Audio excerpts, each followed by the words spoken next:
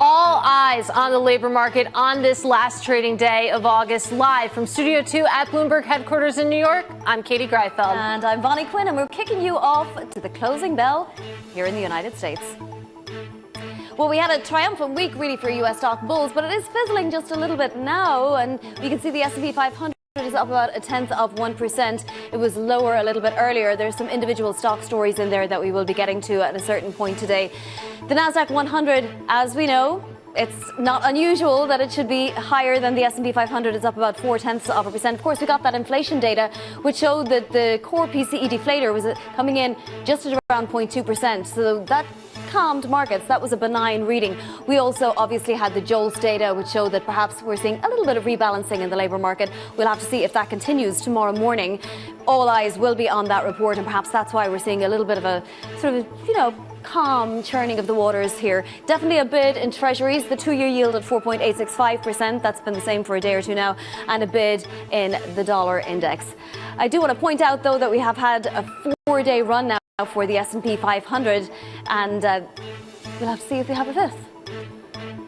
That's right. Yeah, of course. It does feel like we're in a holding pattern, like you mentioned, because you look across the board, trading volume much lower, of course. And we know that we're heading into a 3-day weekend, and that also we also know that the Fed's jobs report that, of course, they're going to be looking at very closely is tomorrow as well. So we'll see what happens there. Of course, you can see that the S&P is barreling higher, and that September is one of the worst months on record on average for the S&P 500. So we'll see if we get there. But like I mentioned, we do have that jobs report tomorrow, and it's one of the last ones, the last one before the Fed's September rate hike.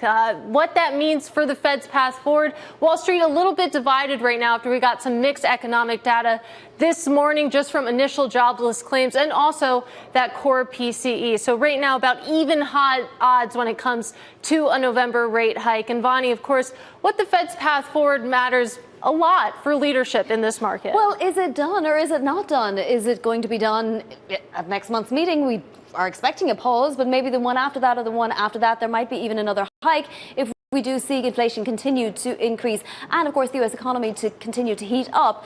Can't really say for sure right now. We are in that holding pattern. I did want to point out, though, that some of the narratives beneath the surface of the stock market are still in place, including that mega tech leadership. It's coming back. All of those stocks that we were sort of watching in awe when they were rising in the last 6 to 7 months, well, they're right back. Look at this, the equal weighted index versus the non-equal weighted index. And you can see that we're at the strongest in 2 years right here at 0.74. Does that continue? Well, that's the question that most investors are asking themselves.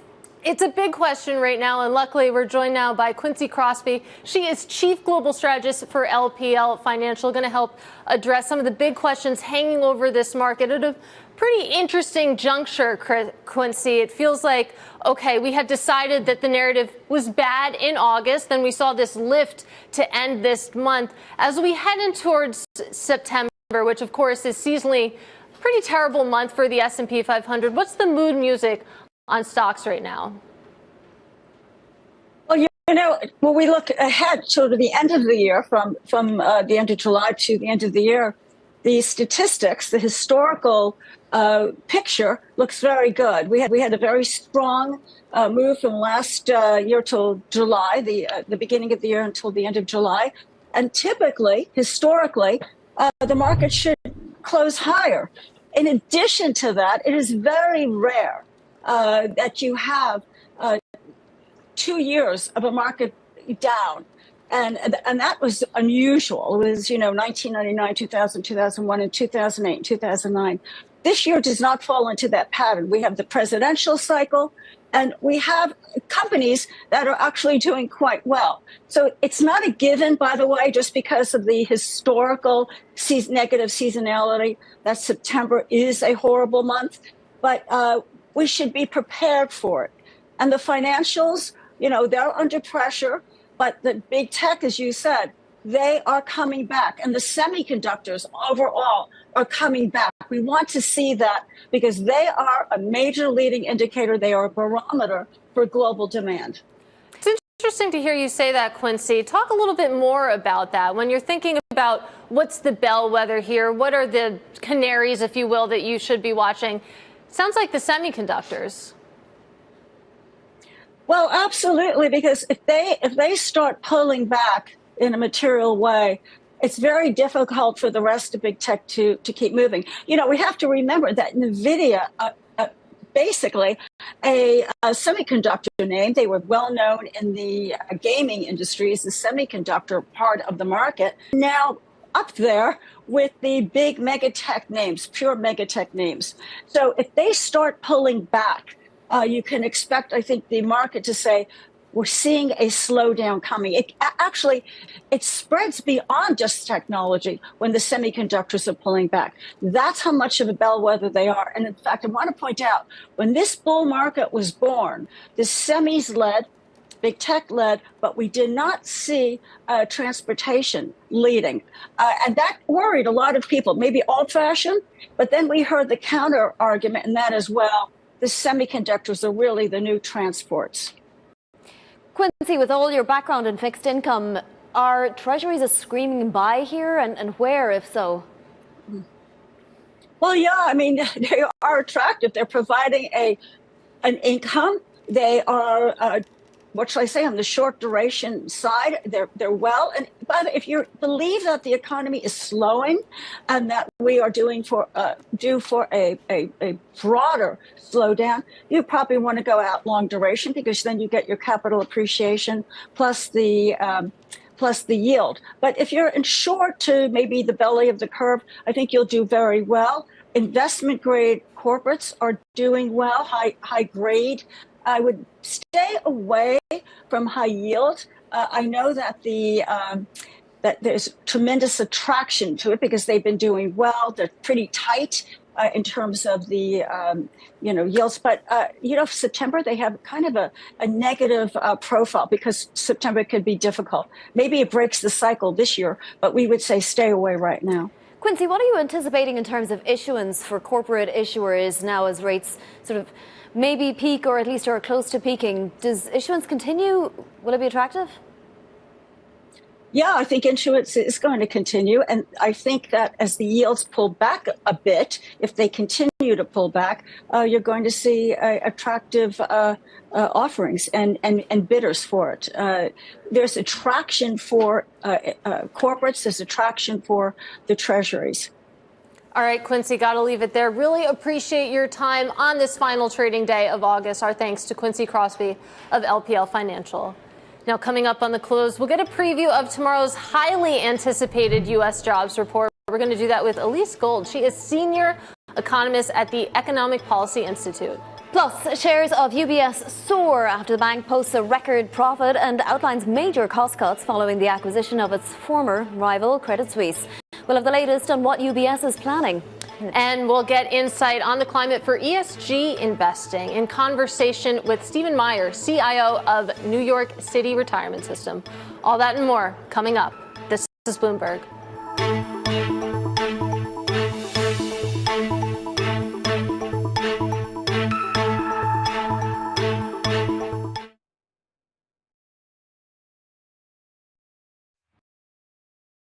My priorities don't just shift, they shift by the hour. That's why I need Aon. Their combination of advanced analytics and expertise helps keep me up to speed and ready for my next move. Better decisions. Aon.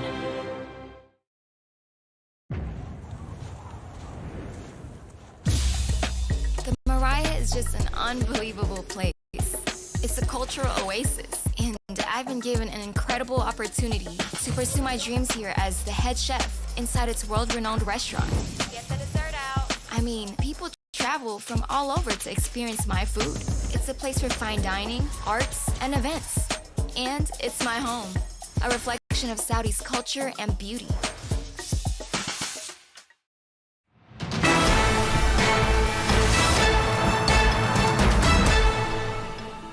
Well, the Fed's preferred underlying inflation measure posted the smallest back-to-back increases since late 2020. But at the same time, we also saw spending jump. So let's break it down now with Bloomberg U.S. economy reporter Reed Pickard. And Reed, it's interesting, again, to see inflation cool, spending pick up on the latter part. Is that spending sustainable?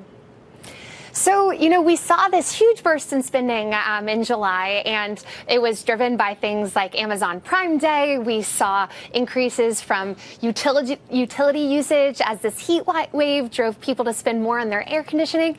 But in terms of looking forward, it's not clear whether it's sustainable. One hint that we have was the savings rate, and we saw this savings rate really decline in the month to its lowest level since November. And when you do see this decline in the savings rate, we saw a pullback in inflation-adjusted disposable income. It does suggest that this burst of spending that we saw will be hard to sustain going forward, especially with the headwinds of declining pandemic-era savings and the resumption of student loan payments. And of course, Reid, even if some of this data, was a nice thing to see for the Federal Reserve and even for investors, it doesn't necessarily mean that people are not still going to feel the bite of inflation, right? The overall figure was still, quite high. The core PCE deflator year over year was still 4.2%. Right. So these year-over-year numbers are still, quite high, especially on that core number. We've really seen a lot of progress over the last year in terms of inflation moving towards the Fed's target. But I think it was really clear when we heard Powell speak at Jackson Hole last week that the Fed is far from done. And when you see that high level of year-over-year inflation on the core metric, it shows why. And especially when you kind of dig into some of the details. For instance, we saw the super core measure, which excludes housing and energy services. It was, propped up by a volatile metric known as portfolio management services. But you still saw that come in hotter than you'd like to see. And so there's definitely still a little hesitation about saying that we're all clear on the inflation front. Supercore. I'm still trying to work out what exactly that is, but great point that actually you did see that heat up a little bit. It's going to be interesting to see what that means for the Fed when we finally get some Fed speak. But just quickly, Reid, let's talk about what we're going to get at 8:30 a.m. tomorrow. The August jobs report. What are people thinking? So Jobs Day, always one of the most exciting days of the month. Economists are expecting for 170,000 jobs to be added in the month. And, that's another solid gain, but it's part of this gradual moderation that we've been seeing in the labor market and that the Federal Reserve wants to keep seeing. So you're seeing this moderation in job growth. You're seeing this moderation in wage growth. And meanwhile, you're seeing the unemployment rate stay near these historic lows. So it'll be interesting to see if we can continue to see that trend continue or if you see any kind of reacceleration in the months ahead. But for now, it's fitting that picture of a labor market that's coming more into balance. All right, Reid, I really appreciate the preview. Our thanks to Bloomberg's Reed Pickard in D.C. And we want to keep this conversation going right now with Elise Gould. She is senior economist at the Economic Policy Institute, joining us now. And Elise, it's great to have you with us because it's just been an embarrassment of riches when we talk about labor market data this week. We had JOLTS, we had initial jobless claims, we're getting NFP tomorrow. When you boil it all down, and I know we don't have the NFP data in hand yet, but what does this say about where we stand in this labor market? Well, I think it's still a very strong economy. The job openings data showed us that the job openings are coming down. That's more indicative of that great reshuffling slowing down a bit. I think we're expecting and will see and have seen for many months job growth well in excess of population growth. So not only are we keeping up with the population, we're also bringing in more workers month after month off the sidelines. Women's employment to population ratio is still strong. Expect to continue to see that be strong there. Wage growth, as you already mentioned, decelerating. Inflation falling faster than wage growth. So when we get the real wage numbers in a couple of weeks, I expect those to continue to rise so that living standards of workers and their families in this country will be better. So Elise, the estimate is for about 170. What would cause the Fed to pause? And I don't mean pause its interest rate campaign. I just mean to pause and think that maybe there's something else going on in the economy. Well, I think that those are the key measures to look at. So how fast is job growth? Is unemployment staying low? Is wage growth continuing to decelerate? Those would all be measures that should lead the Federal Reserve to pause. I think that would be important. I think we're also looking at where are there maybe canaries in the coal mine that can tell us that there is trouble ahead. For that, I would look at historically marginalized groups that tend to do poorly, more poorly, and maybe the signs of a recession coming. So we've been watching what's happening with Black unemployment, with Hispanic unemployment, what's happening with young workers, with workers with lower levels of formal education. Those would be the signs I'd be looking at to see whether or not there's trouble ahead. Again, many of those series are volatile, so we'd want to look at some longer term trends there. Is it possible for the number to be too low tomorrow? I don't expect it to be too low. I think that as long as we're above around 100,000, as I mentioned, we're going to be keeping up with population growth. We are approaching full employment. Those are all positive signs for workers and the labor market as a whole. And Elise, I want to talk a little bit more about wage growth and what we're seeing there, because you've heard on the fringes some talk of maybe we're starting to approach a wage price spiral, the idea that if we keep getting wage growth levels around these levels, when we think about the path back to 2% inflation, that's not a sustainable dynamic. When you think about that debate, where do you fall? Well, when you look at the data, inflation is falling steeply. So the rate of price growth has been falling steeply, and wage growth has been decelerating, but not nearly as much as what we've seen for inflation. Again, that's why we're seeing some real wage growth here. But it's pretty clear that wage growth is moderating and that is coming down. Inflation is coming down. So those are not concerns that I have. The labor market certainly was not the cause for inflation in the first place. And that's what you would see if you see some sort of a spiral. Again, it was coming from outside the labor market, many other pressures, the pandemic, what was going on in Ukraine, other kinds of issues, demand shifts in the economy. It was not from the labor market or any particular pressures from faster wage growth. And I also want to get your thoughts on the recession conversation. Obviously, what kind of landing we're heading for, the jury's still out. But if we were to get a recession in this cycle, in this economy, is it possible to have a recession with full employment? It's curious how you would define a recession then. I mean, my concern is if the Federal Reserve continues to move too fast, that it will cause a recession. And right now, legislators in Congress, unlike during the pandemic when there was a lot of action and there was a better safety net in place, we will not have any countercyclical measures to help those workers if they lose their jobs, like the UI reform that was put in place, the unemployment insurance changes that were made. None of those were made permanent. And so there could be a lot of pain in the economy, again, disproportionately for historically marginalized groups. So that is a huge risk. Elise, what are you looking at in terms of interest rate cuts next year? Does the Fed manage to avoid the first half? And how many basis points are we looking at for the entire year? I think it's just too soon to tell. There's a lot of data that we're going to get between now and then, and I'll be keeping an eye on it.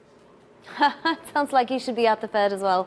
Elise, thank you so much for joining us today. That is Elise Gould of the Economic Policy Institute. Coming up, UBS shares soaring to their highest since 2008, up more than 5% now. This after posting results this morning. We'll bring you part of our interview with the CEO next. This is Bloomberg.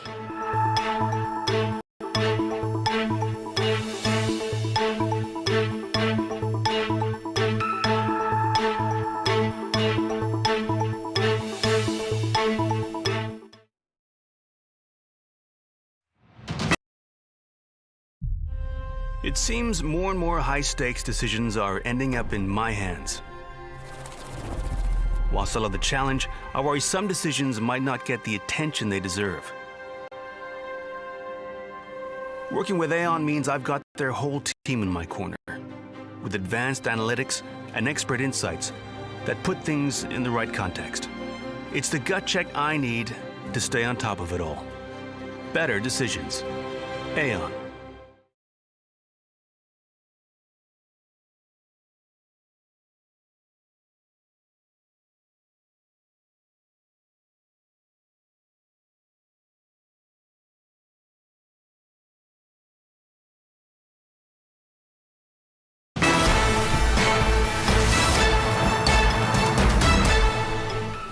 third quarter, we see inflows on both platforms, not only in wealth management, but also in the Swiss bank, and which is a testament on how much clients really believe in our story.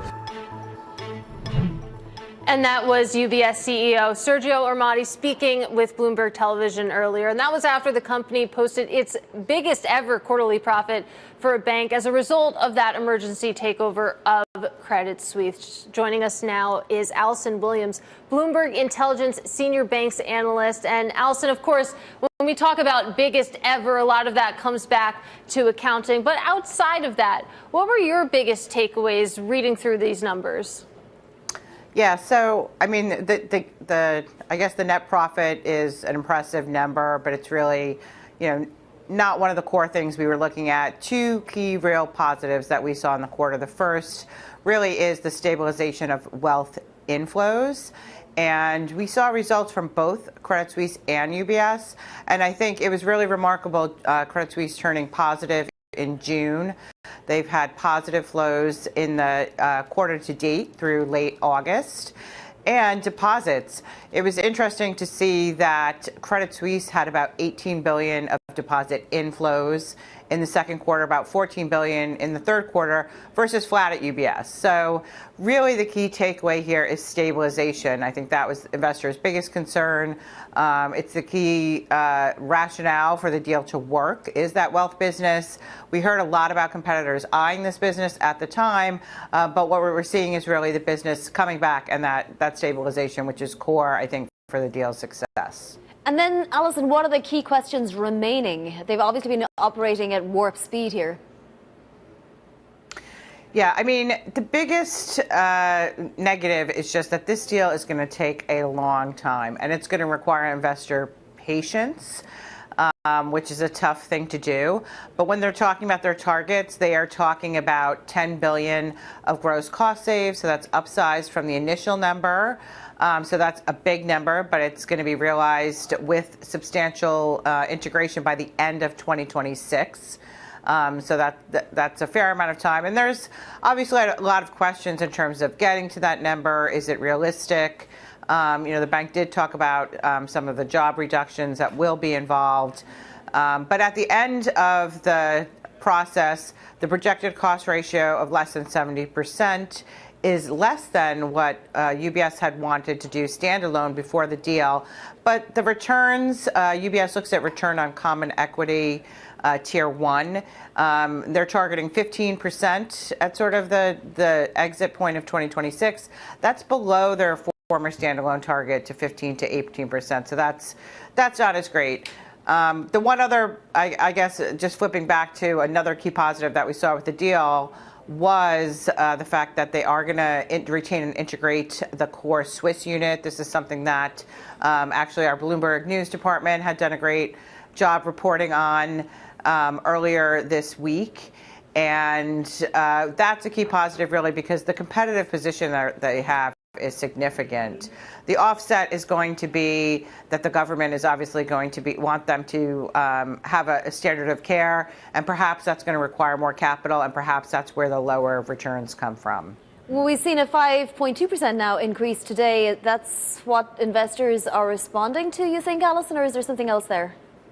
I think it is definitely a relief rally in terms of the stabilization of the wealth business. And so we saw not only stabilization at Credit Suisse, but for the UBS standalone business, seeing really good momentum and flows on the wealth side of things. And the wealth business is really the key reason that investors want to own UBS. They have always wanted to own UBS. It's the crown jewel. It's the business they liked about Credit Suisse. And investment bank is really the business that they don't like as much. And I think also what we saw today was that business is going to shrink. All right, Allison, really appreciate the breakdown. Our thanks to Allison Williams of Bloomberg Intelligence. Take a look at these markets right now.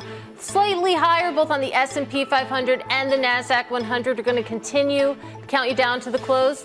This is Bloomberg.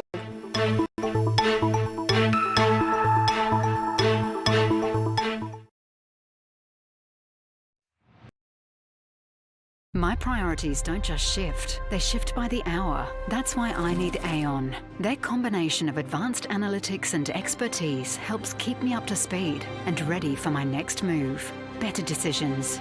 Aon.